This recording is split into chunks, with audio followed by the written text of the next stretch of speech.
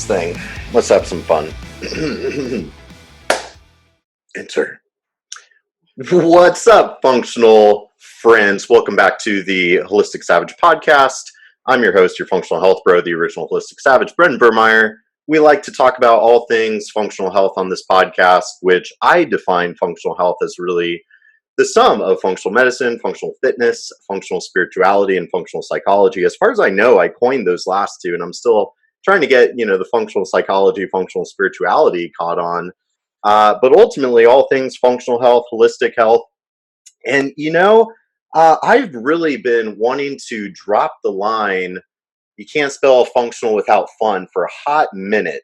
And it really wasn't until I had the pleasure of being on the Fundamism podcast that I got to throw that down, as I had an amazing bro flow with my man Paul Long, who's with me here today. And it's his birthday. So I would like to say happy birthday and give a warm welcome to my honored guest. Couldn't be more excited to have you with me today, Mr. Paul Long. What's good, man? Thanks, Brendan. It's all good, man. I'm chilling. It is my birthday. What better way, you said this early on before we started, to spend my birthday than to talk about things that we're passionate about and potentially help one individual that may be going through the struggle and identify how to have just a little more fun when you're challenged in your head. So let's get it. The bro flow. You said that you coined these phrases.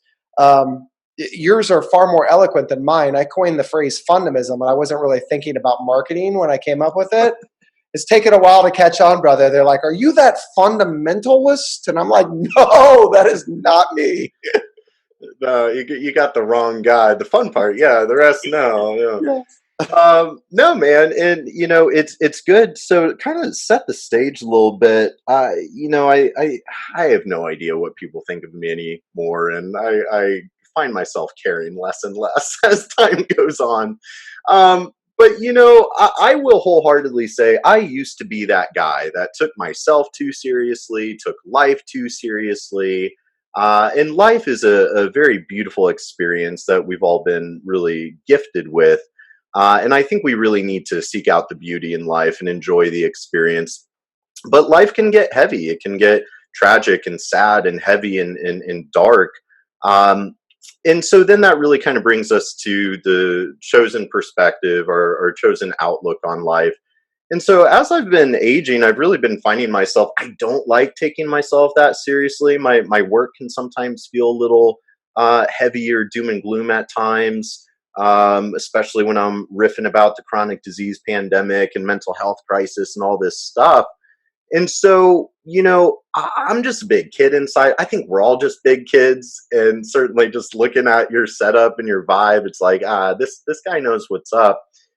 And so, when I started kind of thinking about this, Alan Watts, actually, smart dude, that Alan Watts, he was always big on talking about how ultimately it's all just play. All of these, as kids, we build sandcastles. As adults, we build empires. But at the end of the day, it's all just play. The world is our sandbox, and it's whatever we want it to be.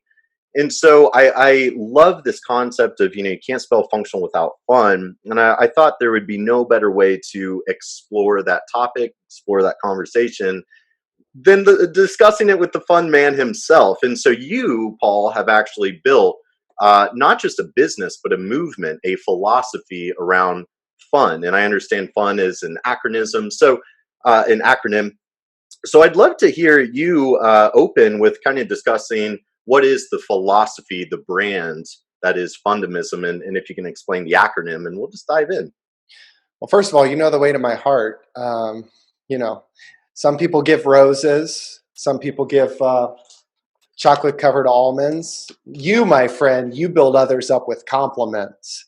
So, yes, Fundamism is gravitating towards all that is fun in life. And you mentioned about your journey, your struggle, Brendan, about like going through challenging moments and really caring about what others thought. And I would be lying to you if I said that there aren't times that go through my head where I'm not concerned about a judgment or what somebody else is thinking. And case in point, meeting you at the gym, dude, like I'm so pissed at myself that it took this long for me to, or you to, whoever initiated conversation. because, I'd often see you working out and picking things up and putting them down, as we talked about on the Fundamism podcast. And, you're somewhat of an intimidating dude when you see you throwing around those weights. And so I don't know why I didn't talk to you, but I didn't. And then we talk, and you have this magnetic personality, and we have so much in common, and you are literally the science and factual arguments for this fundamism philosophy or movement, to hear you call it. And I'm just so damn excited now to be able to really go more in depth with you and talk about the parallels of this holistic medicine approach and your savagery and fundamism. So again, fundamism defined is the fundamentals of a fun and optimistic lifestyle. What do you do for fun, Brendan? What are some of the things that you do that make you smile, that lifts you up when you're going through a tumultuous time in your day? I like picking things up, putting them down, like you said. I'm a big fan of the science. I'm a big fan of tripping down existential rabbit holes with some introspective work. Yes. And otherwise, when I can have a deep, meaningful conversation, that is really fun, fulfilling to me. Otherwise, I want to play some games. I want to be a basic white boy, drink some White Claws, take a puff or two of whatever's being passed around, play some bass, which is very hit or miss for me. You and I are going to get along just fine. Everything you just said is what I call a fundamental of a fun and optimistic lifestyle, if you will. So whether it's creating or being a part of amazing conversations and connections with others, or going to the gym and working out, being competitive, playing games like you had mentioned, drinking a White Claw over some great convo, passing something around to get you out of your head. All of these are brain pattern interrupts. And so it is my belief that nobody in this world truly wants to be miserable. We all have challenges in life. I myself went through the quarter life crisis and know lots of folks that continuously struggle day to day. Hell, I struggle from day to day. But what I do and what I teach people to do is, when you're going through those challenging moments, when you're in your head and you're focusing on all the crap that's not working, go do something physically. And in that moment, go do something that is going to interrupt that negative brain pattern. Go do something that's going to make you smile. Go do something that's going to mitigate all of these challenges in your life and bring you to a place where you're more present in what is working. And that, my friend, is fundamism. So centered around this concept of fun, obviously, you mentioned, fun is not just a way of life, an adjective to me, or verb, or whatever the hell. I didn't study English. I'm just a speaker. But fun's also an acronym to me. So the F, when we talk about introspection, and something that you enjoy very much, the F is your personal foundation. So everything that makes you, your experiences in life, your DNA, your personality style, your ability to communicate, your belief system, everything for which your experience was built upon is your foundation, or the F in fun. Your mentality. Are you a victim or are you a victor? The U is understanding others' perspectives, one that seems to be more and more challenging as we grow further and further down the rabbit hole of advanced technology and social media. Understanding others' perspectives right now is imperative, as we're consistently battling mindset and conversations about faith and about race and about politics, or whatever the hell you're getting heated about. We don't always do such a great job of really hearing or listening to what others are saying, because we're so quick with our belief system to interrupt their thoughts or interrupt their beliefs with our own. And so that, of course, is listening to respond and not to understand. So the U of fun, understanding others' perspectives. We talked about F, of course, the foundation. The U is all about, how do you create meaningful interactions? How do you ask questions and get people to think more about the things that lift them up as opposed to the things that tear them down? How do you show a genuine interest in others where people feel valued and that they matter in this world? So instead of talking about work, weather, and family, how do you talk about amazing things like what's the best concert you ever went to, or how much you got on that squat rack, bro? How's that make you feel? Whatever it may be. And then, of course, the N in fun, because without the N in fun, it's just FU. The N in fun is next steps. So there's a lot of individuals in this planet, Brendan, especially in the consulting world or speaking world, and we're working hard and diligently to grow a brand and to help improve people and situations and experiences and mental health.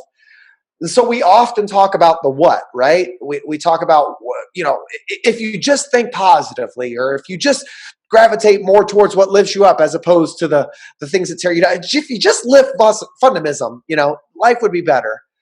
But that's great. How do you do it? So the in fun is the next steps. This is the really tactical implementation strategy that we put together with one another to ensure that you understand what to do to improve your quality of life, not just at work, but at home. So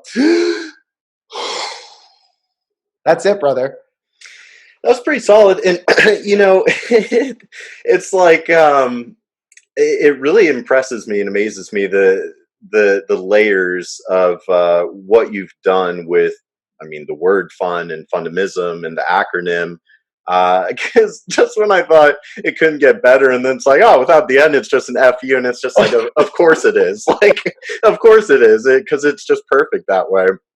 But I love that, because uh, man, today there's this paralysis by analysis, information overload, and it seems like people, the masses, have never kind of felt worse or more lost, and obviously there's so many reasons for that, some of which we discussed on your show.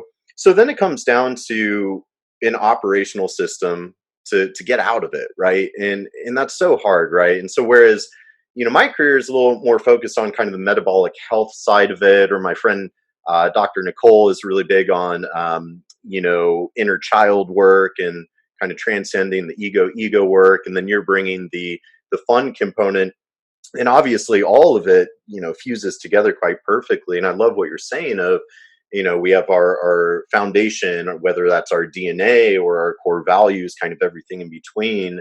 And then, of course, making sure we're not getting too caught up just in ourselves and our own point of view, and too myopic of let's think bigger than ourselves. Let's look outside. Let's zoom out, right? We have to do that Google Earth of zoom into our DNA, zoom out, see how we fit into the greater ecosystem or community around us. But then next steps, like what is that next step? And something you said that really kind of pinged my attention, because I definitely, left to my own devices, will get a little stuck in my head, get a little cerebral. But then I see you over here, fucking slicing up watermelons with a samurai sword, and I'm just like, this brother gets it. You know what I mean? I don't know what he gets, but he gets it. He gets something. He gets something. You're asking the mailman. Have you ever seen a guy swing a samurai sword like a baseball bat, chopping up some fruit? That killed me though. But I liked what you called that, of like a brain pattern disruptor, right? Yep, a brain pattern interrupt. That, of course, if anybody's listening, those of you that are listening to the Holistic Savage podcast are typically individuals that care a great deal about spirituality and mental health and all the goodness that can be if you allow it to be. So in the mindfulness space, fundamism is really outlined as a brain pattern interrupt. These are physical things that you can do to get yourself out of that myopic approach and out of your head to see something different. And so, what's interesting about what you just gave me credit for, which I greatly appreciate, Brendan. Yeah, samurai swords. Yeah, blowing up watermelons with rubber bands or M80s. There's a lot of things that I do that people can't relate to. Sporting this gnarly mustache right now that's got all the gray in it, and an ode to WrestleMania 4 when Hulk Hogan fought Ultimate Warrior on my shirt. People sometimes see me, Brendan, and they say, that's not me. Like, I can never be me. If that's what fundamism is, then I don't want any part of it. This is the extreme version, right? This is the me version of fundamism. This is my fun. So my goal is not to define what fun looks like for people. It's to reveal the opportunity that others have to find their own fun and define it for themselves. And so, with that, as you know, going out on the speaking circuit and helping organizations and individuals, sometimes people need an example, right? They need a demonstration of what it looks like. And what's funny about that is that's a step in the skills transfer process that we could talk about a little deeper if so desired. But we often miss out on the opportunity of demonstrating what it is success could potentially look like. We're great at explaining it. We're great at telling folks to go do it. We're great at giving people feedback or constructive criticism, but sometimes we're not so great at demonstrating what it could potentially look like. So when you say, this guy's out there doing it and he's having fun, I've never done this before. I want everybody to be fully aware that my fun is a little out there, and I don't want anybody to be like me. But there are things, these fundamentals, that everybody could relate to, like number 90, the fundamental number 90 in the Fundamism book. Leverage your creativity to make up a story to tell your children or spouse. Now, just to take a step back, I'm talking a whole lot, Brendan. Before I give you an example of what that looks like, I'm going to turn it back to you. What are your thoughts on what I'm saying? Well, I like what you're saying, this kind of skills transfer, because a couple of things where, it made me think of meditation in my head, where there's all this kind of pressure these days of, if you don't have like a 5-hour morning routine that sets you up perfectly to conquer your day, like you're basically a scrub, which it's just like, who has all this time to and how pretentious, right? Like, because I think I can think of some really good family men that, no, they get up and they start serving their family as soon as their feet hit the floor. They're not like, well, hang on, I need my coffee, I need my hour of meditation, I need, all this. But like with meditation, which God, I suck at. I mean, I'm so bad at it. But I'm sitting there, and they always tell you, like, okay, when you feel your monkey mind drifting, bring it back to the breath. Kind of this forced brain pattern interruption. Mm-hmm. But I like what you're saying as far as like actually getting up and doing something. Because when we were on your show, we touched briefly on the concept of neuroplasticity, which is this emerging theory, not yet law, but this more kind of theory and an area of research of understanding neurogenesis and understanding how, oh, well, the gray matter in our neurons actually work very similarly to, well, everything in the body in regards to operating by the principle of specific adaptation imposed demand. And so it's kind of like Dr. Nicole does a good job talking about, she came from conventional psychology and now is leading kind of the holistic psychology movement, because she didn't like the classic trauma model of like, well, if you're trying to transcend your trauma, why would we choose to sit and dwell in that trauma for extended periods of time? Because all that's doing is just reinforcing that neuroplastic network of, hey, we're always going to be going to that place. Whereas what you're really saying, and then providing concrete next steps, is, hey, like, get out of your head, go blow up a watermelon or do whatever it is that you need to do to interrupt, that cycle, interrupt that potentially negative downward spiral.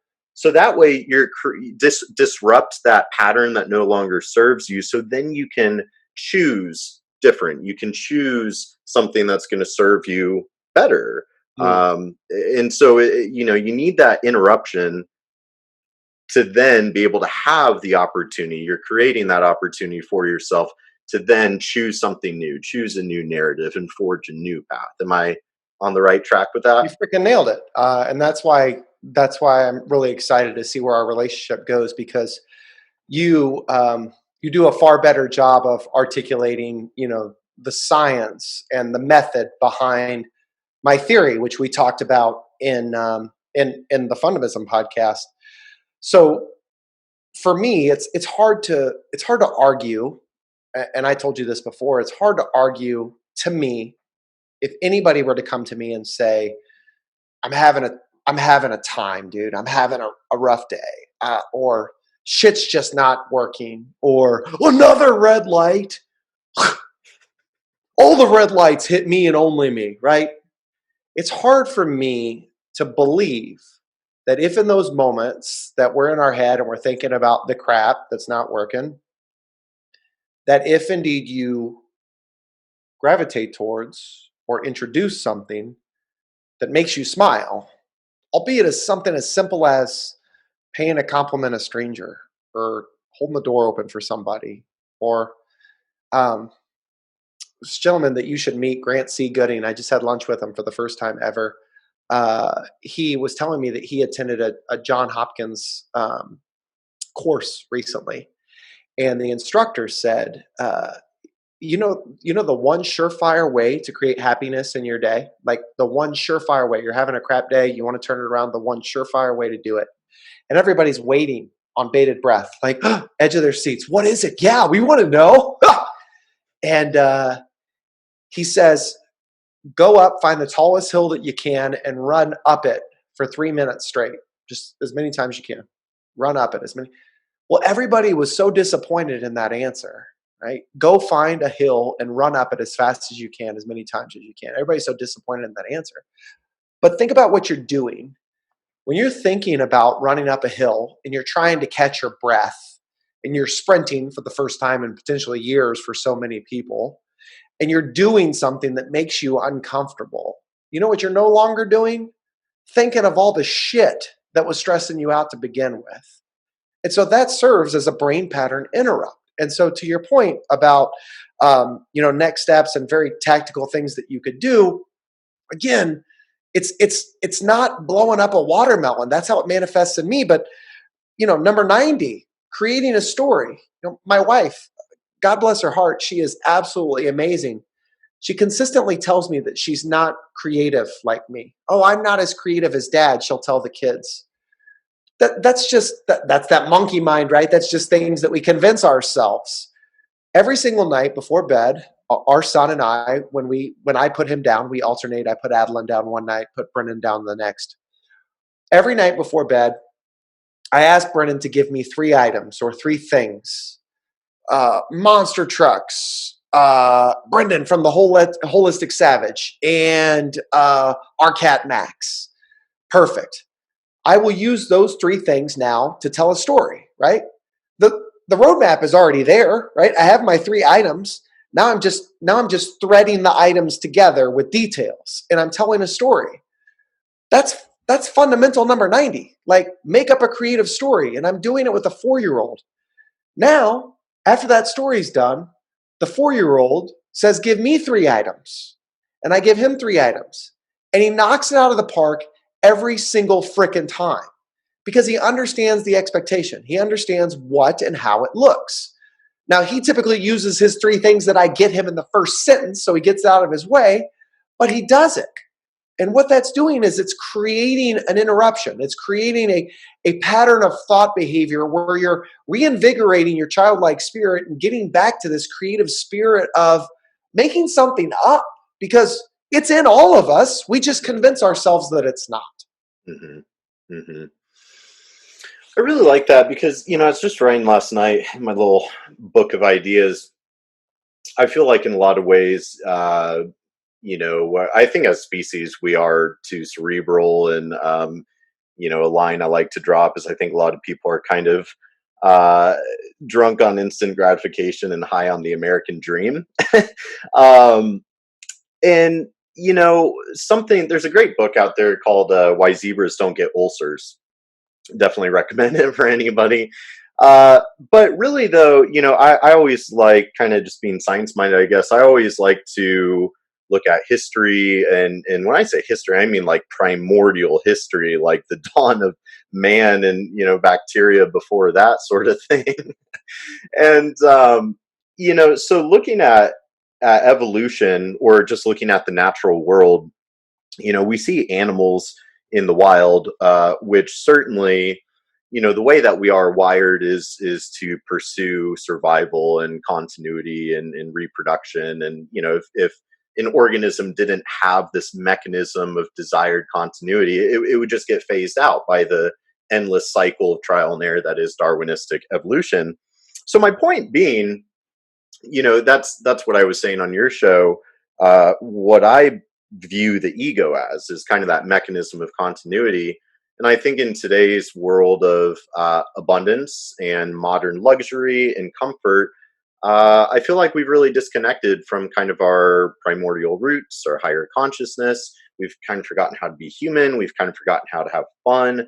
Because you look at animals in the wild, um, when they are not, fighting or flighting from a threat, when they're not in sympathetic mode, they spend the vast majority of their day-to-day life in a state of parasympathetic nervous system dominance, right? It's always kind of a teeter-totter, and that's where HRV is all popular as a way to try to, objectively measure that.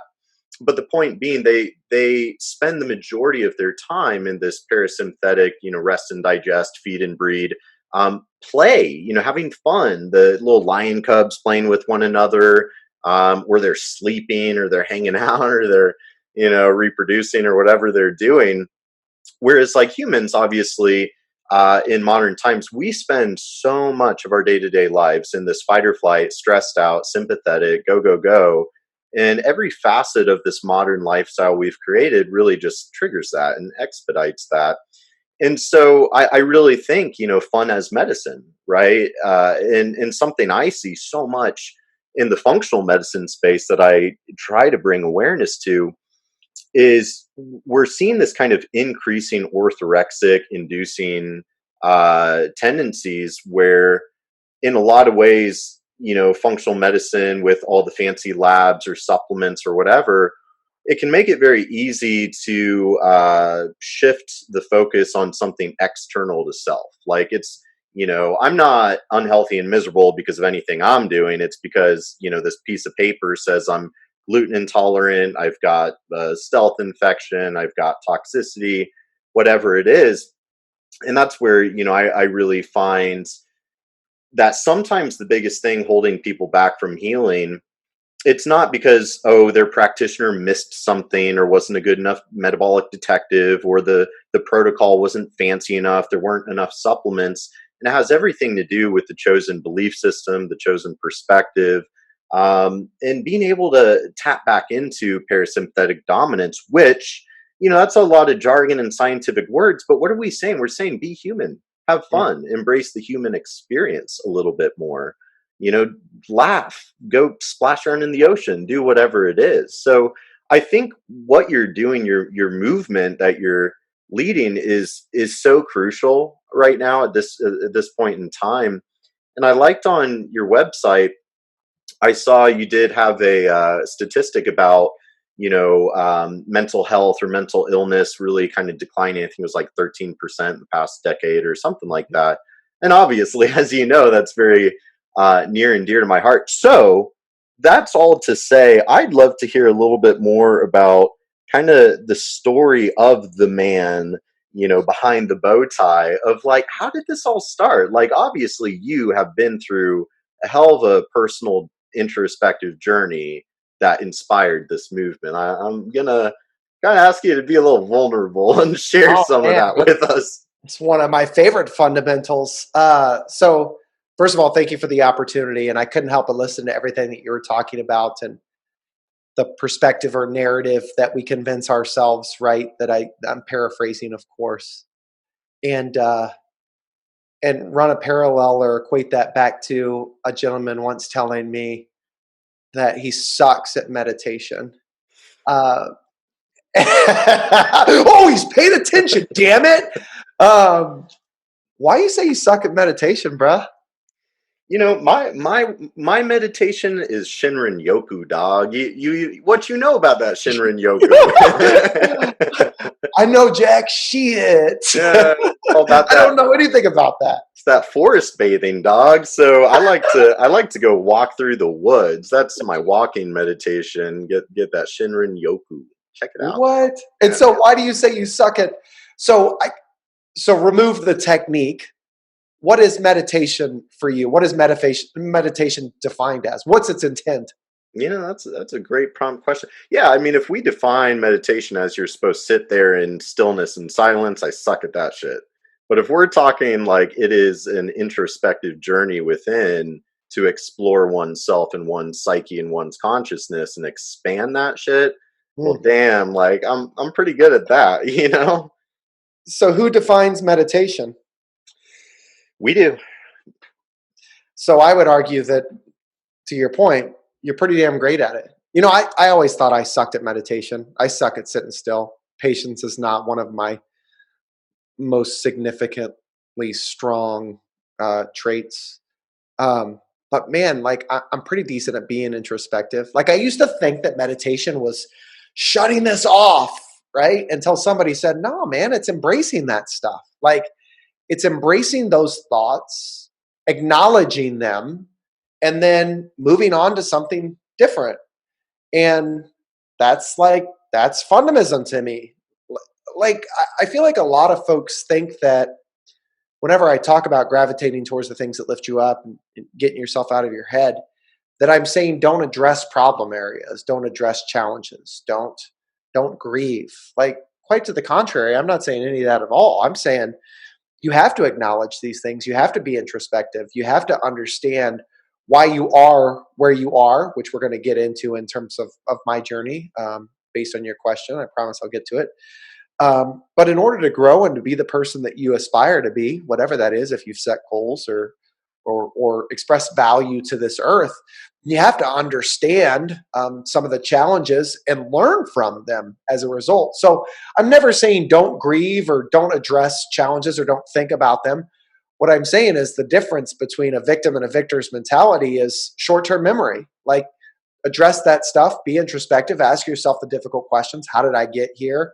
What would I do differently? What did I do right? Because we rarely ever ask that question.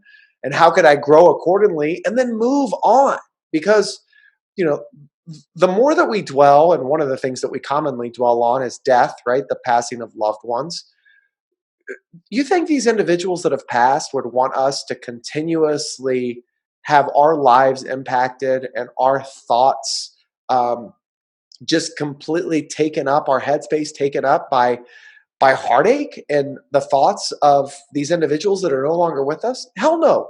They want, if they truly meant something to you in your life, then they would want you to be happy and they would want you to live your life and be fulfilled. And so for me, when you ask me, how did I get here, man, it, it's been a lot of stumbles. It's been a lot of trial by error. I can honestly say that, I haven't had a ton of terrible things that have happened to me. You and I had a really deep discussion about your journey and mental health and all that stuff. I could say I've been knocked down. I mean, there was a time for several years that Melissa, my wife, and I, we were operating in the red and living off credit cards, and I had $40,000 in credit card debt.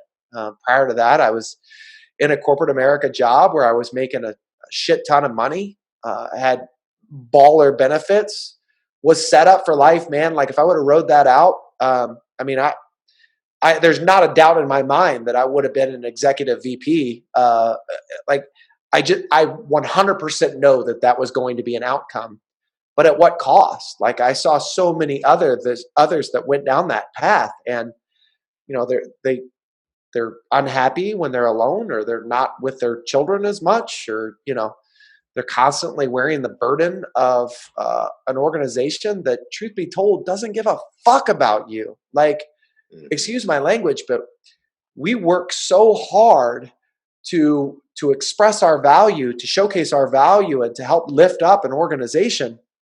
When that organization looks back in the annals of history, as Jackie Moon once said, um, you'll be a blip on the radar. They'll probably not even, they won't talk about you in 100 years. They're not going to talk about the relevance that you had or created in the organization's core values or whatever it may be, unless you're the founder or unless you came up with something just monumental that shifted the way that they do business. I mean, you're working so hard for an organization that will replace you like that when they can, when they could cut costs, when they could improve their bottom line. So why is it do we sacrifice all of those things, and our own happiness, rather, and our family stuff for an organization? Like, be fulfilled. So my journey is just riddled with opportunities that I've had and experiences that I've lived through that have helped me identify I'm throwing a lot of energy into this right now that's not providing a whole lot of return. And I'll give you a very vulnerable and specific example, Brendan. Um, Many folks that have heard me talk, either on the podcast or maybe on stage or someplace like that, they know about my father and his battle with opioids and whatever it may be. And they may get the idea that we didn't have the best relationships, which isn't necessarily the case. It was just the relationship couldn't be what I wanted it to be because there were so many things that were in the way, right? Mhm. Things that I couldn't control, battling addiction, you know, being poor, things that as a child and even as an adolescent and young man, I couldn't help my dad through. We put a lot of pressure on ourselves to do that, right? But you know this better than anybody until you make that decision that you want to change your life and you wake up, incubated or in a coma after a coma, and you realize uh, a decision that you made that could significantly alter the course of your life. These things, there's so much outside of our control. And so my father, I used to throw a lot of energy into wanting to change him and wanting to change his mindset and helping him. And I couldn't. And you can't either. Like anybody listening to this, you cannot fundamentally change other individuals. You can create moments of self discovery. You can ask them the right questions to get them to identify that maybe change is for the better. But at the end of the day, we have to make the decision to change. And a gentleman by the name of Kyle Haben that I introduced you to recently at the gym was actually on the Fundamism podcast talking about his uh, his battle with alcoholism. And he said, "Dude, people tried. They tried so many times. They had interventions. My wife said she was going to leave me. She did leave me twice." He was like, "Nobody could get me to make a decision to quit alcohol but me." Mhm. So I'm giving you a very long answer to your question about my journey. Whether it was me trying to get an organization to understand my value, or me trying to get my father to understand my value and get him to understand his value in himself, or me trying to justify why I am on this planet, my journey is just riddled with all these self discovery questions where I had to realize, man, the answer is in my heart and Mhm. it's in the back of my head. Like not in my head, but rather living life to the fullest and creating moments of joy, not just for myself, but in the lives of others. And so here we are years later with a better understanding of what fundamentalism is and potentially a brand that could help individuals get out of their head and create more joy, fun, and fulfillment in their lives. Did I Man. answer a question? I don't know, man. Yeah, I would say so. It's a beautiful thing to hear kind of the backside of the genesis of um, fundamentalism as an emerging philosophy, shall we say? Um, and I love it because I think today, it, especially this year, holy cow, it's been a very tumultuous year, a lot of kind of heavy, and so it kind of brings us back What to happened? I don't. What are you referencing? oh, he's even got a sound deck. Sorry to interrupt. Keep No, going. you're Yeah. good. You're good. It's it's choosing our reality, right? Choosing our perspective. And probably within the next few days, I was going to post one of my little savagery quotes, as I always do, and say, step one of healing is to transcend the victim mentality, which we discussed a little bit as far as like kind of like you're drowning, choosing to drown in 2 feet of water. Yeah. um, I love how you said victim or victor, right? Like that combination of words I just obviously love. It's so perfect. And it's kind of like one of my other good friends, Brandy, she always said, break down or break through, it's your choice. And I'm just like, oh, that's so good, right? And same thing with this of victim or victor, it's your choice.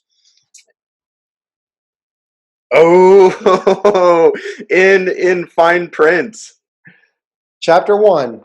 The reason why it resonates, dude, is because you and I, we're basically the same dude. I mean, the reason why I'm showing you this, Brendan, and for those of you listening, chapter 1 of the Fundamism book. Um, chapter 1 is arriving at fun's front door. And the second paragraph is literally titled Victim or Victor and the Choice. And you just mentioned, like, we don't believe it because, again, we feed our own narrative. Mm-hmm. And, you know, you see so much shit and you wallow in it and you don't believe that there is anything else out there great. And so you say, dude, it's easy for you to say, Brendan, that I have a choice, but you don't understand. You've never lived my life. You've never seen what I've seen.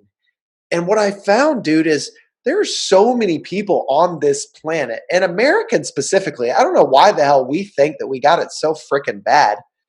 There's so many individuals on this planet that have it far worse than anybody listening to this podcast right now can ever begin to understand or feel. And they're handling it so much better. It's a choice, man. I mean, there's definitively some DNA stuff, and this is where you're an expert and I'm not. And I do. I want to try to figure out a way to create a documentary or something physical that somebody could see. Where I don't know if it's going to expose my truth or not, or expose other people's truths. But I do believe that the more that we expose ourselves to awesomeness and positivity and the right people and uh, being grateful in our day, I think despite what many of you may feel, I think that we can potentially move ourselves forward. Could we solve for mental health altogether? I don't know, man. Like, there's obviously some DNA things that go into that, but could you make your day a little bit better? Could you be more of a victor than a victim? I am convinced that the answer is yes. Mm-hmm, mm-hmm. Well, and I think part of it too, is embracing the full spectrum, the full frequency of the human experience. How could you possibly appreciate a sunrise without sitting through a thunderstorm or two, right? So it's a beautiful journey, and to feel the heart wrenching lows and the euphoric highs. It's everything in between, and that's what makes life so amazing. And I will just say, which I think a lot of my listeners are probably pretty solid on. But as I was saying on your show, I always like to kind of draw that line right down the middle when we're talking about mental health, because it can get very disorienting and confusing of where to begin and whatnot. And so I really like to split it down the middle of, like, okay, we've got the physiological, biochemical, metabolic side. Because look, like, if you're gluten intolerant and you don't know it and you're eating gluten 3 times a day every day, meanwhile you're like, no, just okay, brain pattern interruption, I'm going to go do something fun. Hey, you literally have biochemical Yeah. neuroinflammation going on, so you're screwed, and it's an uphill battle. Yes. But as I'm kind of saying, more in the functional medicine space, we see that flipped around, where people are digging deep into their physiology with all the testing under the sun, and that's still not doing it because they're totally overlooking the psychological and perspective component. And so it's that choice of what kind of reality do you want to experience. And you're saying about Americans, which I've got a lot of opinions on all of that. And it is certainly all perspective, and there is a lot of kind of evolutionary science and hardwiring that plays into that. But man, sometimes again, that's kind of where what I was saying about drunk on instant gratification, high on the American dream is just the American culture that we've created is so ego seductive, which kind of going back to my theory on what ego is, which is this, perpetually hungry and thirsty side of us. It always wants more. Like, the ego's never satisfied. Like, any, like, as you and I both know, with being virtual entrepreneurs and having an online following, eh, is there ever enough likes on your post or enough swipe ups or enough? Like, it's never enough, because our sense of self, our sense of security of our business prospering and everything is directly correlated with these numbers. It never stops. And so, we look at, yeah, third world countries, people living in the dirt, and yet they're happy and whatnot. And so I think Americans are, to kind of jump to the punchline, I think Americans are the most disconnected population of humans on the planet, disconnected from the realm of truth, the fifth dimension of unconditional love, the um, eudaimonic pursuit of self-actualization. And I think it is because we are just really drowning in ourselves, drowning in this culture that we've created. And what's crazy is, Americans in particular, we're so disconnected from self, so disconnected from the realm of truth and the collective consciousness that we're all connected, well, should be connected to, but it's like Wi-Fi, you got to tap into that. But I think we're so disconnected that now it's like, we need, oh, well, where's the evidence to support that? And the funny thing is, the deeper you dig into the scientific literature, there is scientific literature and evidence that validates and shows, well, humans need a sense of purpose and a sense of community to be biologically healthy at the cellular level. And being a big like microbiology weirdo, uh, microbiology is really interesting because we're studying bacteria and fungi, which now with all the obsession over the microbiome, that's great. But my point being, humans are very very similar to microbes, and dare I say, I think humans are a little bit of a microbial infection on this planet. We're the only species that is destructive to the planet. That sucks. I would love to be called fungi. I think you're a fun guy. I've been wanting to drop that line for so long too, but see, I can't write that in an Instagram post because it's like, well, it's spelled different, so it has to be dropped verbally. So I think The you're, microbes, yeah, 100%. I'm following you. I think you're a fun guy, and so with fungi and bacteria, and we've got the virome, we've got the bacterium, the mycobiome, aka all of these things combined into the microbiome, which disturbances to the microbiome have been linked to literally every chronic disease you could think of. But my point being, when you look at microbes, they operate together. There are infinite, and we our understanding of the microbiome is very much in its infancy, despite the copious amounts of research going into it. But the point being, microbes work together for the good of the collective. Microbes are not individuals. You're not going to have a single bifidobacterium cell and a single Saccharomyces fungi cell, and they're just like looking out for themselves and like, oh, well, what do I want to do? What do I want to experience in this host of a body? No, they're using what's called quorum sensing to communicate and operate as a collective. And so, my point being, humans are really not different than microbes. And we have to be working together, working for one another for the good of the collective, right? The needs of the many outweigh the needs of the few. And so I really think in especially modern American culture, we are so disconnected from that. And it's all about the individual, such as, I'll go there, such as like in some of my dating attempts, there's Let's kind of, there's kind of go. this, We're going in. notice I say attempts, right? I did hear that. Because, I've been finding this new theme with, young millennial dating attempts where it's all about the self. It's like, well, I want to be upfront with you. I'm only willing to XYZ. Here's my rules. Here's my boundaries. This is the only way that I will date or engage in some sort of, courting escapade or whatever it is.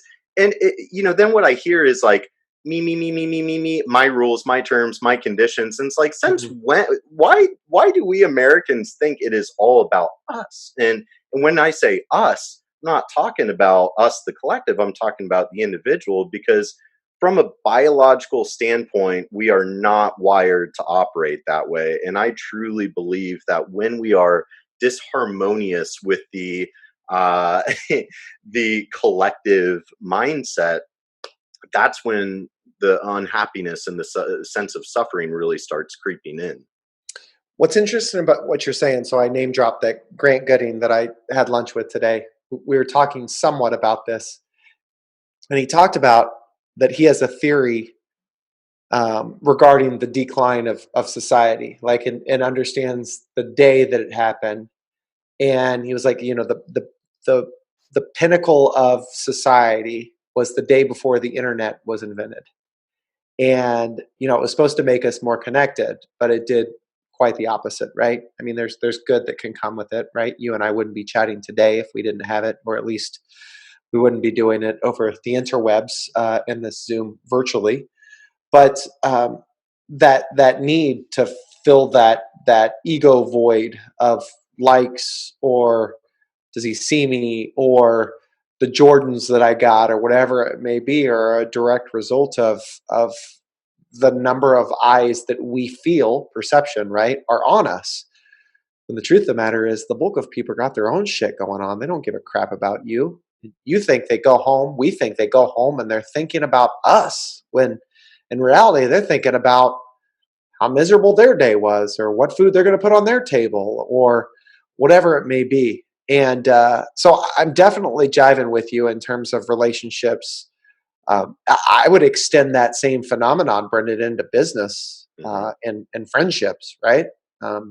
What's in it for me? Like, what is this partnership going to do for me in business? And that's when you meet somebody like yourself that shows a genuine interest and is authentic and whatever, man, it sticks out like a sore thumb, which is just so sad, because it seems to be, it's far more rare than finding individuals that are centered around that ego space. But I want to dive into a topic a little bit with you, because I thought about you this weekend as an extension of our last conversation, and some of the things that you were talking about earlier, where you said, I like to draw the line, right, between physiological and all the stuff that you were talking about related to mental health. And I had a emotional discussion with my mother, to the point where our kids were saying, guys, stop arguing. And we weren't arguing, like we were just having a passionate discussion. So I had mentioned that to you before, that there are individuals in my life that do suffer from depression and anxiety, and they even take medicine, right? And so my mother mentioned one of these individuals, and she said that this individual, like, they appreciate fundamentalism, and they appreciate what you're trying to do, and they appreciate the concept behind gravitating towards, what lifts you up as opposed to what doesn't. But it's so much harder than you make it sound, right? It's so much more difficult. There's so much more to the story, right? There is DNA, there are things. And I while I wholeheartedly agree, the passion came from, we convince ourselves that because I was diagnosed with ADHD, because I was diagnosed with a mental illness, because I was diagnosed with depression or anxiety, and I'm on medicine, that we don't have an outlet. Like, it's really justifying our narrative, right? Well, see, I told you I'm sick in the head. Fundamentalism doesn't work for me. Now, to be clear, what you said and what you do really intrigues me, in that you're a holistic guy. Like, you're looking at the full spectrum of things. And that's why you have to say, I like to cut it right down the middle. For me, the bulk of the time, Brendan, I have 1 hour to talk to individuals on a keynote stage. Yeah, I got workshops and all that stuff, but my bread and butter is really in a 1 hour keynote. And my brand, fuck a brand, my concept, my philosophy is replacing this stuff that's going on in your head with something that makes you smile. I believe wholeheartedly that this is just one sliver of this larger pie. Like, just gravitating towards what makes you smile isn't going to solve every problem in your life. Finding a holistic approach to what you eat, and the things that you feed yourself, not just physically but mentally. I know that there's so many more things, but that's not my jam. I leave that to folks like you. So my point is, I'm not saying that I take all those things for granted. I know that it takes a holistic approach. I'm just focusing on the one thing that I know that in combination with all those other things could help. So this is a very long runway, a very long setup to say, similar to what we talked about on the Fundamentalism podcast. What are your thoughts on anxiety and depression and mental illness? And even though we're cutting it down the line, like, can we solve for it? And do you feel like fundamentalism is a viable sliver of the pie in a more holistic, comprehensive approach? Whew. I'm loving this convo. Well, to start, I just saw one of your videos probably within the past like 48 hours. Um, and you were saying, yeah, kind of the playing the reel of kind of the negative thoughts, and then disrupting that pattern, and choosing a more positive way. And in the video, the punchline was, it is that simple. Mm. And I really liked that. And so this is obviously speaking from my own experience and my own journey, being somebody that was, we didn't get all the way into some of my stuff on your show. But something I want to share on, just because it's the opportunity. I was just scrolling through Facebook the other day, and back in 2014, there was a morning in February where I found myself waking up in the intensive care unit, breathing out of a tube, with a nurse standing there, and I'm like, "Oh, Brendan, you're awake." It's like, where am I? What's going on? Oh, I'm your nurse. Been looking out for you the past few days. Like, few days? What day is it? Well, it's Tuesday, and last memory I had was of Saturday night, and that was from an intentional overdose. I spent through I think 3 or 4 days in the intensive care unit, stuck in a hospital bed, being basically my whole body pumped full of fluids to flush everything out. My liver, was damaged quite a bit from the overdose, which I did end up years down the road. I managed to find my medical records and was able to find a copy of some blood work that they had run when I was hospitalized. My liver enzymes were in the thousands, which, to put that in perspective, healthy for a dude would be like less than 30 for like AST, ALT on a blood chem panel, and mine were in the thousands. So, some damage was done. And after I was discharged from ICU, because it was deemed a suicide attempt by the overseeing medical doctor, well, they had to transfer me to a psychiatric ward. So I was hospitalized, as in locked up in a psychiatric ward. It felt very much like boot camp, which I have been to. Very similar to boot camp, but instead of like this military vibe, it's like you're crazy and something's wrong with you and we have to fix you with pills kind of vibe. Mm. And I've written about this in some of my articles, but there were people in there that had been in there a long time, and they walk, or not walk, they shuffle through the hallway like zombies, and they were so heavily medicated on God knows what, man. That just all the life had lost their eyes. People would walk by them like they don't even exist. They might as well have already been dead. And it was easily one of the most sobering experiences of my life, and one I'm grateful for. But just the other day, I was scrolling through Facebook, and one of the girls that was hospitalized at the same time as me, we were in the same ward at the same time. I knew her.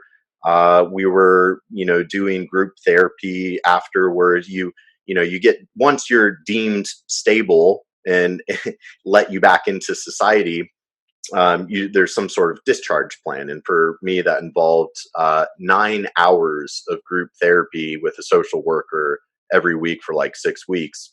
Made it hard to go back to work normally.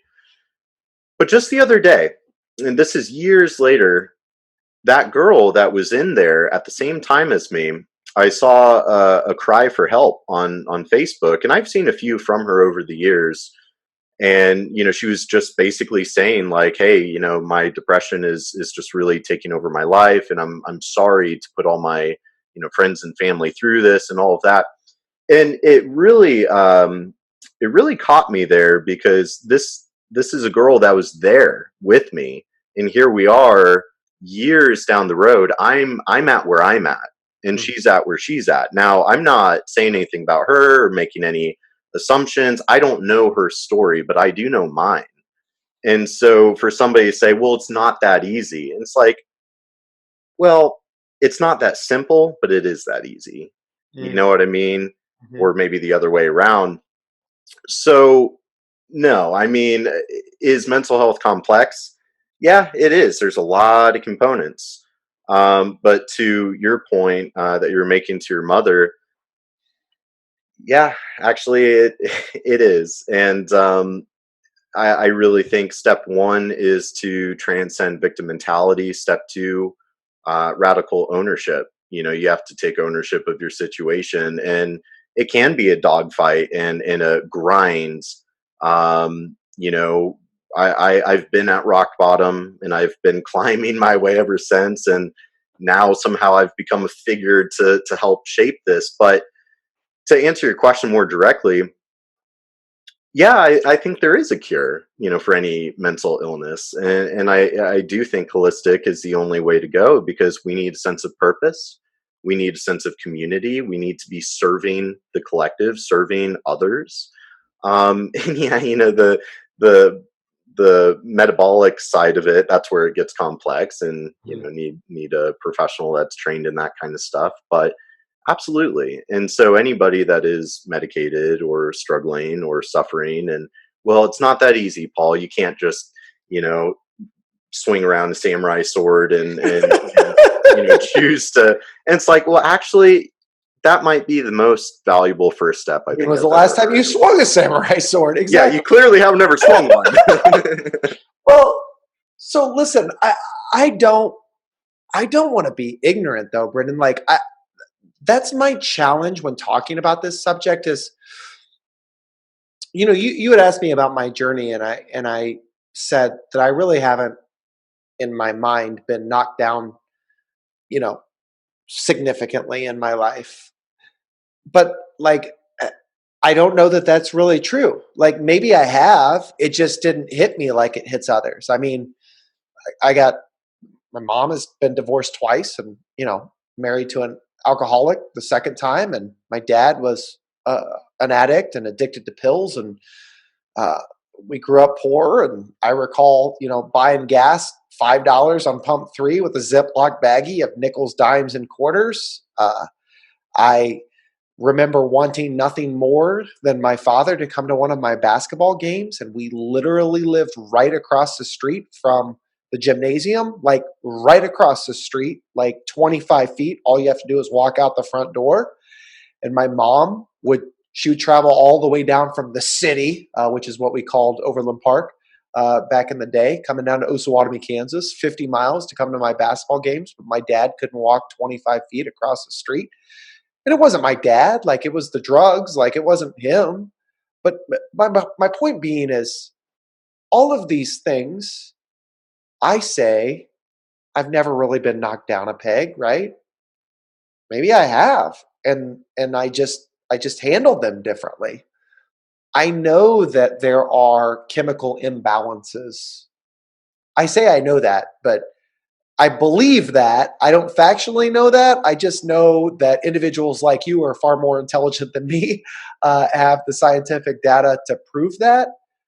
But my mom brought up an individual in our family that has schizophrenia, like diagnosed with schizophrenia. And that's obviously an extreme. And she said, this individual has to be on medicine, or else, the voices in his head are telling him to shoot up, whatever it may be. That's Where's the line drawn, right? Like, does fundamentalism work with somebody that has schizophrenia? I don't know the answer to that question. Far a far more a far less advanced case of schizophrenia, somebody that literally is just in their head nonstop, questioning their worth and their value, and depressed all the time and trying to figure out what their purpose is in life and all of that stuff and diagnosed with depression or anxiety, is that something that can be solved for? Like, I don't know. I constantly struggle with that. But what I'm certain of, 100% certain, again, just to come circle back around to what we said earlier, I am certain that for me, it is inarguable that when you're dealing with whatever that crap is, that if you go hang out with a friend that makes you smile, if you watch a comedy special, if you slang the hell out of that samurai sword, or you go blow up an M80, like for one reason or the other, that crap that you're thinking about is mitigated. I understand it's a holistic approach, but I don't believe anybody can argue to me that when you're doing things that make you smile, the stuff that doesn't isn't as prevalent in your life. Hmm. Hmm. I love that. I really couldn't agree more. So certainly, I don't want to take up all of your time on birthday day, but I do want to circle back as we start wrapping up. Uh, you mentioned the skills transfer because I know you really thrive with keynote speaking in front of tons of people, whether it's more of kind of a self-development or also related to sales and being able to relate to your customer and whatnot. And I watched some of your videos which were amazing, and you were really like giving the customer a chance to be heard and express something that they're passionate about and being able to relate to them on that level. And so I love what you're doing. Of what you're doing is connecting people and connecting people with love, which I really believe love is kind of always it's the highest frequency, right? It's at the end of the day almost like the only thing that's truly worth living for, and sharing love, spreading love, living in a state of love. And so you're connecting people through that.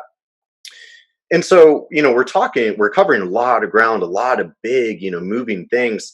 So when you say skills transfer, uh, kind of that skills transfer process, what do you mean with that? And with somebody, like, sure, somebody can hear me talk or hear you talk, and be inspired for that hour, and maybe even feel inspired for the rest of the day or the rest of the week or whatever it is.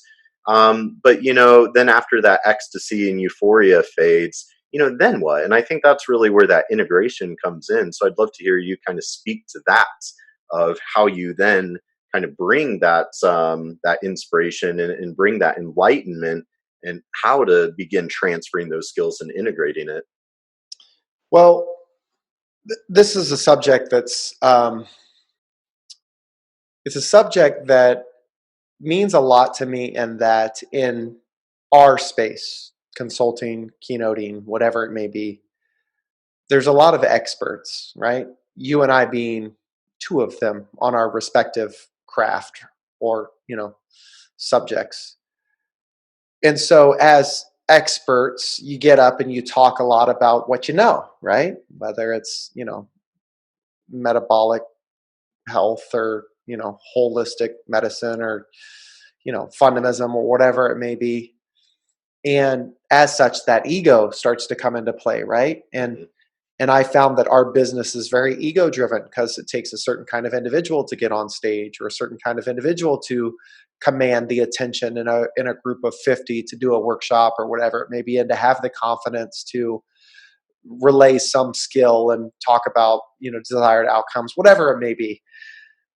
My point is, when you start speaking from a place of ego, the desired outcome is not about the listener, it's not about the audience, and it's not about the participant, it's about you. It's about feeling better as a result of whatever the hell you're doing. And so i I can't say that there's not a piece of me that feels amazing, that my ego um, isn't pampered, doesn't feel good when I'm up on stage and I get the rush of seeing 500, 1,000 people, clap or be engaged or whatever it may be. Obviously, that feels amazing. But what drives me even more is when folks reach out as a result of our time together and they say, dude, you got me to re record my voicemail message and change the way that I interact with my customers. And I say, well, what? Tell me more. Like, what specifically? But when you introduced that fundamental, a new spin, and you didn't just talk about it, but you showed us how to do it, it got me thinking, like, what if I were to do this a little bit differently? And then you gave us time to come up with our own in a safe space. So you didn't just talk about it and show us what it looked like. You actually gave us time in a safe space to think about it and to ideate, to figure out what it looks like in our lives.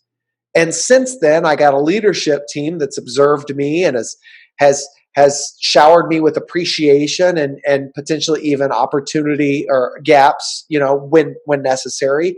And I feel like I have a better understanding now of not just what needs to be done, but how to do it and how to grow accordingly. What I just said in a roundabout way is a 5-step successful skills transfer process. You explain what the outcome and expectation is, right? And explain how to do it. So, case in point, you said that you watched my videos and you talked about sales and all that stuff. And one of the things that I've long challenged myself with is, who's my target audience? Like, people always ask you, who are you marketing? Is it sales team? Is it leadership team? Dude, you could give me any organization. You could give me any function. You can give me any title. And in 10 minutes, I could develop a whole program associated with the acronym of F, U, and N. I was talking to a guy recently, used to play for the Chiefs as a lineman. And what could you do? What could you do with football? Well, if you think about fun, so what kind of team are we? If you think about our foundation, what kind of a team are we? Are we a run first team? We're heavily run focused, right? So as a result, a lot of our packages are based heavily on 2 tight end sets, on leveraging our strengths and bringing the wide receivers into block, understanding that we're not going to throw for 300, 400, 500 yards a game. We got to stick to our game plan. We got to know our strengths. We got to lean heavily on our running game because that's our foundation. Now we start game planning. We go on to the U, understanding others' perspectives. We're playing the Ravens. Well, what are they? What do they do? They stack the box. They're heavily dependent on their defense. They got strong safeties and they got really good cornerbacks. So their strength is in defending the pass, but they're kind of suspect on the run. And so what we need to do is identify where those gaps are, where their weaknesses are, and understanding their strengths and opportunity gaps so we could showcase our foundation. Well, let's move on to the end. The next steps. Let's build our game plan. Dude, I could do that with any freaking thing. Personal trainer, holistic medicine approach. You give me something and I could do it. But I don't just talk about it. What I do is I explain what it is and why it's important and how to do it. Explain, first step. Then I demonstrate what it looks like. I just demonstrated for you. Like, I just demonstrated how I do it. Then I allow you time to practice with a little bit of coaching in a safe environment. That's the third step. So, first step, explain. Second step, demonstrate. Third step, practice with a little bit of coaching. Fourth step is observe. Go out and observe in the game setting. Now you're out there in your personal training. Now you're out there and you're implementing the game plan in the NFL. Now you're out there in your sales force and you're actually cold calling and going door to door and doing all that stuff. What does it look like? And then lastly, so the fourth step is observe. Lastly, the fifth step, provide feedback. Check in. How are we doing? If I think back to my desired outcome, what it was and how we get there, how close to hitting the mark am I? What am I doing well and what could I potentially grow from? So if we do this 5-step process, explain, demonstrate, practice with coaching, observe, and provide feedback, then the probability of success goes up in anything that we do, Brendan. So that is the philosophy that I take to anything that I'm doing, whether it's teaching my kid how to read or going out and doing a keynote. The reason why I feel like I have been somewhat successful in my space is because it's not a do what I say, not as I do. I model consistently the things that I'm trying to get others to incorporate in their life. Mm-hmm. That was beautiful, and as an educator myself, I'm gonna have to take some notes and kind of like, because I'm like, do I do that when I'm teaching a workshop? Do I do a good job of da da da da da? That was really well done. Really well done. Where do you think leaders or speakers or anybody in society, where do you think we falter regularly of those 5 steps? So if you think about You think about explain, you think about demonstrate, practice with coaching, observe, and provide feedback. What do we do well, Mm, and where do we struggle? I think, uh, if anything, we over explain. Mm, I think a lot of people, they just explain until everybody's sick of it. Um, Providing feedback is an art that could be honed by many. mhm. I think practice with coaching, at least in my experience, seems to be kind of the missing gap where, are we always creating that safe space for people to practice without a, judgmental sort of, it needs to be that safe space to cultivate those skills and practice it, right? So Yeah. that would be probably my thought on that. You're looking at me for the correct answer. I don't know. Yeah, I'm like, is there a secret Uh, answer here? I mean, I would agree with you. I mean, I think allowing people to practice in a safe space is obviously something that we struggle to, and we make up excuses as to why. Oh, we don't have enough time. Our regularly scheduled one-on-ones have been canceled due to the coronavirus, or whatever it may be. I would say that definitively, practice with coaching, we typically don't afford enough time to, or allocate enough time to. But the demonstration phase, I feel like equally as important, that we really struggle in. And I'll give you a very real example. Let's take sales for example. So what do? We explain, right? So Brendan, thank you for coming in. We appreciate having you. Here's the expectation. We need you to make at least 50 cold calls per day. Here's your lead list. Of those 50 calls, we hope that you close 5 of them, or at least create some really engaging conversation. So ultimately, understand what the expectation is, right? 50 cold calls. Here's your list. We want you to close at least 5. Do you have any questions for me? All right. So we understand, like, if you don't make the 50 calls, then we're in trouble, right? Oh, yeah, I got it. I understand what needs to be done. Well, there were so many gaps. So you're right. We over explain, but oftentimes we're over explaining the wrong things. We're not even level setting expectations and what specifically needs to be done. We're filling the gaps with what we think people don't know, as opposed to giving them the opportunity to say, what don't you know and how could I help assist you? Then take that to the next step and say, all right, welcome, Brendan. First day, the expectation is 50 calls. We close at least 5.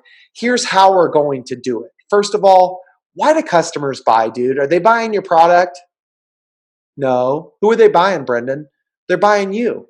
Well, if they're buying you, Brendan, what are you offering them? Why would I buy you? What am I doing? I'm creating moments where you're now self discovering and you're now articulating your value to me. It's not me telling you what my expectation of you is, it's you telling me what your expectation is of yourself.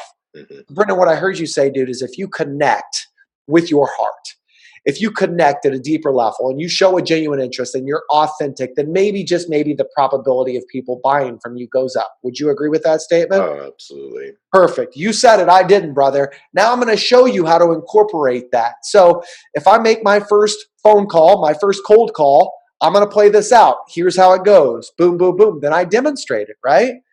Now, Brendan, I'm not going to feed you to the wolves, brother. Nobody could be you better than you. You said that you're authentic. You said you lead with your heart. You said that if you show a genuine interest in others, then the probability of people buying your product will go up. I just showed you how I would potentially do it. But how would you do it now? Like, safe space, dude. I'm not going to feed you to the lions. Just you and I. I'm your customer.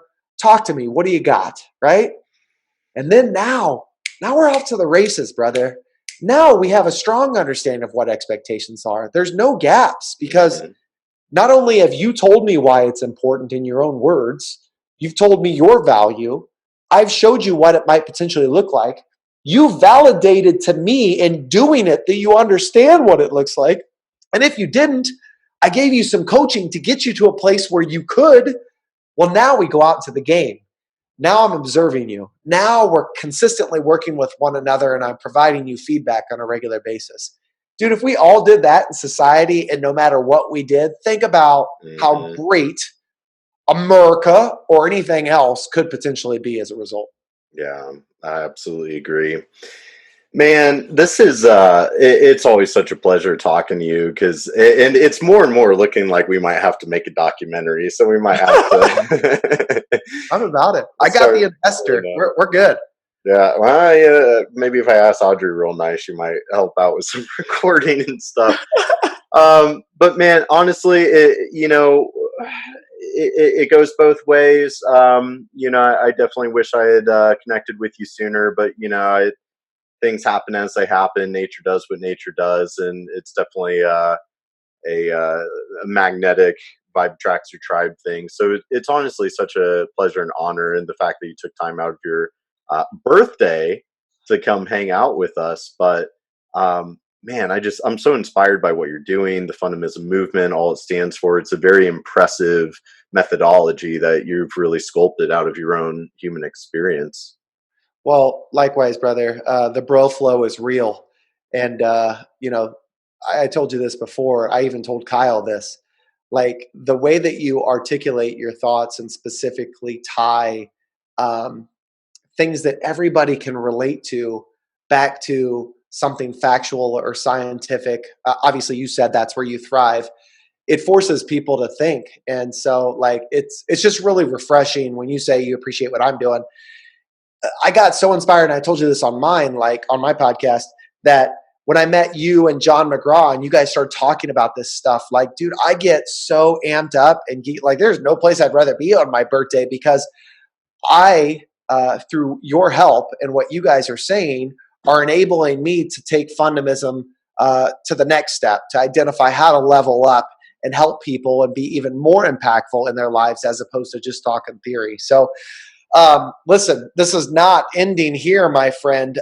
We got some things to accomplish, and we got a whole lot of folks to try to help. And by trying to help, I'm not saying give them the answers, but at least being with them in their journey and helping them to self-discover what the answers are for themselves. So thanks, brother, for the platform.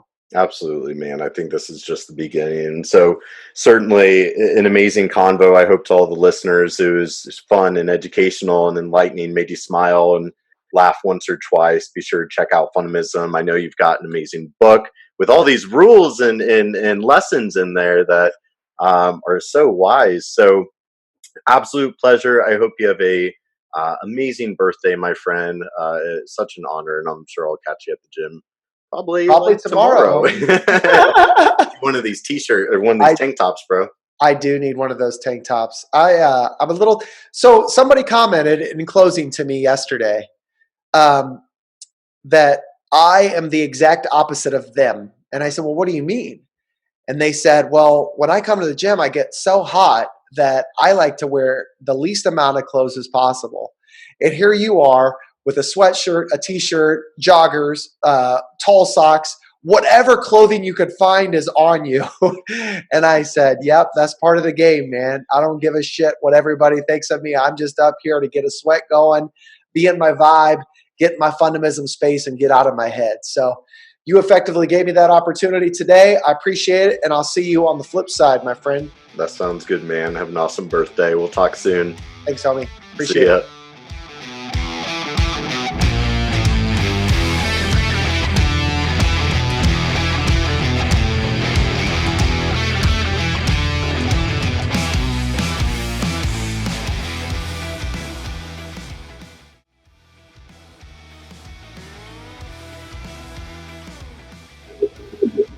The anticipation.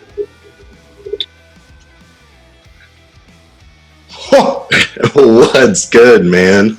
oh, we're doing beaters? I didn't know we were doing beaters. I gotta go change. This is your birthday present. Just waiting.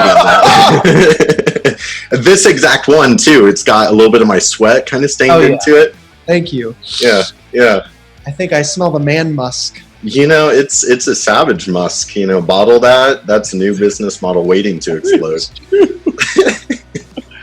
It's what my business partner keeps telling me. Yeah? Tell me more about your business partner. I didn't know this. Is this the lady? No, she's probably your scheduling agent. She's the one. She's my better half. Lives in Arizona with her husband and her dog. And she does all the behind the scenes. Kind of the equivalent of your wife. Yes, for sure. Yeah. I need to do a better job of utilizing her. You know, I feel like sometimes it takes as much time for me to tell her what needs to be done than it does for just me to do it. But then side note, I still got to work up the mindset to do it too. So that is something. But I don't know. Feel like I'm finding my stride today, Junior. Yeah, I think you're doing all right, man. Well, shoot, man, it's your birthday, I see. We're just turning up, having a good time. Holistic savagery. Yeah, no better. You know, I was thinking about that, and no better way to spend your birthday than spreading your message and your truth and living your purpose. You know, and eating dark chocolate almonds. That's a good way to go too. Are these healthy? I don't know. Is this in the lifestyle? Is this somewhere in the middle? I subscribe to balance. Everything in balance. Yeah. I'm gonna eat those. I feel you, man. Okay, so I mean, we've already been recording because I always like to catch any good juicy nuggets that organically happen. Yeah, exactly. And do you know Audrey Wilson? She works out Lifetime a little bit. Alpha, I don't know, maybe not. The name sounds familiar. Tell me more. She's she used to. I think she's been away a little bit, but she used to do Alpha a lot with Adam Venegas and redheaded girl, and she has her own podcast that she used to record at Lifetime Lenexa. Yes, I do know her. Thicker chick. She used to do like Olympic lifting or something like that. Yeah. So she produces my podcast for me. You know, she had me on hers. You need to cut that part out. Like when I say thicker, I mean muscular. Gosh, I'm sure she won't cut you now. No, I'm familiar. She's a beast. I mean, I used to see her throwing around that weight regularly. Haven't seen her so much anymore. Yeah, I just spent like 4 hours with her on Sunday as she was following me around taking my picture. But she somehow I managed to talk her into basically handling my podcast for me. So I just get to have cool conversations like this, and she does all the magic. Love it. Yeah. I outsource mine, just the audio, to a dude overseas. $20 an episode. Yeah. He tightens up the audio. Then I post it to something called Simplecast, and I got a video team, not my team, but a team that I outsource to, and they gather clips and whatnot. Yeah. I mean, stay in your lane, man. That's what I'm trying to do. It sounds like you are as well. Yeah, exactly. Well, very good, man. I'm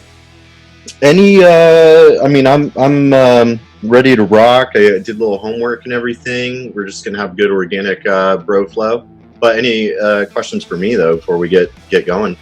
No, dude. I like to take things as they happen. I did an interview the other day, and this intern was like, "Hey, so and so told me to prep you for the interview, and so these are the types of questions." I said, "Don't tell me.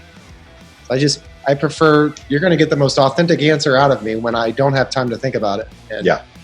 I feel like, sometimes things could be so contrived if you put too much thought into it. So Totally. Let's get it. Let's do it. And I also I do a tasteful amount of profanity, so don't worry about. I'm in. Yeah.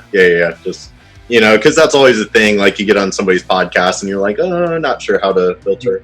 Do we not do it? Yeah, I've kind of like, unless people explicitly ask me, I don't really say much about it. And so then they're like, I think you like stumbled over one, and I was like, dude, let it go. Yeah. The big deal is just putting in whether it's explicit or not on the actual, app. Mm-hmm. And so if indeed somebody, I did tell one chick one time, listen, this is PG-13, so feel free to cuss, but also know that this is just a free-flowing conversation. It's organic. I don't do a lot of editing, so whatever happens, happens. Mm-hmm. She goes, well, what if I mess up? And I'm like, what would you mess up? We're just having a conversation.